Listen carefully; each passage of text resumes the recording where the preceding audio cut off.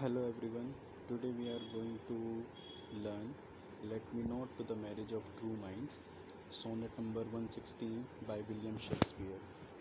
I am Nadeem Khan. Let us begin. Let me not to the marriage of true minds add impediments. So, by the very first line, the poem is known, and here Shakespeare says that I do not want to add any kind of hurdle to the marriage of two lovers who are deeply in love with each other.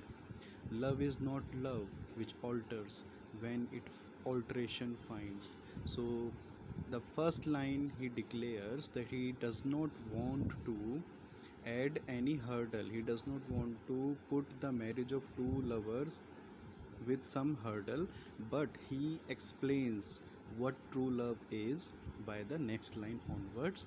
Love is not love which alters when it alteration finds. So by this line he means that is not true love which changes according to the situation or bends with the remover to remove, or if there is someone who is trying to remove the two lover or trying to remove the separate the two lovers from each other, and if they give in, if they give up, so that is not true love.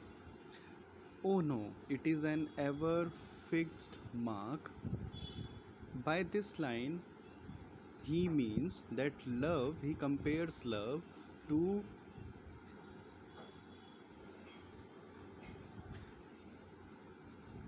a lighthouse, by saying this, that love is a lighthouse which looks on tempests and is never shaken.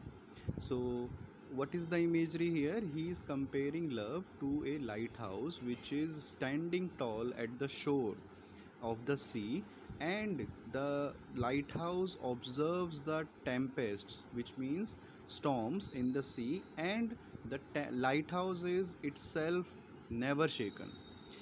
Next, he moved, continuing further, defining what the true love is. It is the star to every wandering bark.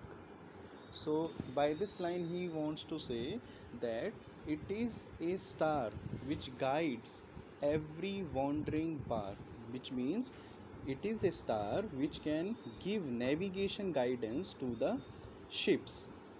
Moving ahead, by the same idea of star whose worth is unknown although his height be taken. So he is saying that star is helpful to guide the ships and its worth is unknown to them, but still his height can be taken. Height can be taken means that people can measure its height. Moving to the next line, love is not time's fool. By this line he means that love is not dependent on time. However, the physical beauty is dependent on time, but true love is never dependent on time. True love never changes with time. Though rosy lips and cheeks within his bending sickle's compass come. So the imagery here is very beautiful. So by the first point he says love is not time's fool. So by this he just wants to say that love does not change with time. However, rosy lips and cheeks, by saying this he wants to say that the physical beauty comes under the sickle's compass. You understand, sickle is a tool to cut the grass in a field. It is a hook like tool, so it is moved like a compass from one side to the other to in order to cut the you can call it crops, you can call it grass, anything. So you can understand the imagery here, the way a uh, is compass hand moves one way from the other. Similarly, the sickle is also moving like a compass, and he is showing the imagery that the sickle is of time, and in the range of this sickle, the beauty, the physical beauty bends under it, but not the love. Love alters not with his brief hours. His brief hours is relating here to time. He is continuing to address the time. He here time is personified. Love alters not with his brief hours and weeks. So he is saying that love does not alter in brief hours or like in some time or in some weeks, but it bears it out even to the edge of doom.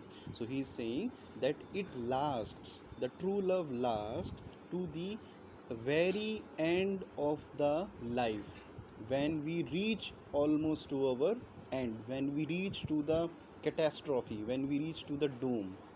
The last two lines are the couplet of this sonnet.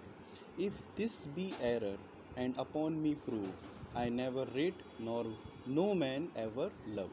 So by this time Shakespeare himself was very experienced and a well known playwright and poet. So here we can say a little pompous nature of Shakespeare when he is saying that if all these ideas which he has mentioned so far, if all these ideas are proved wrong, and he will consider himself that all his works are never written, and at the same time no man ever loved anyone as well.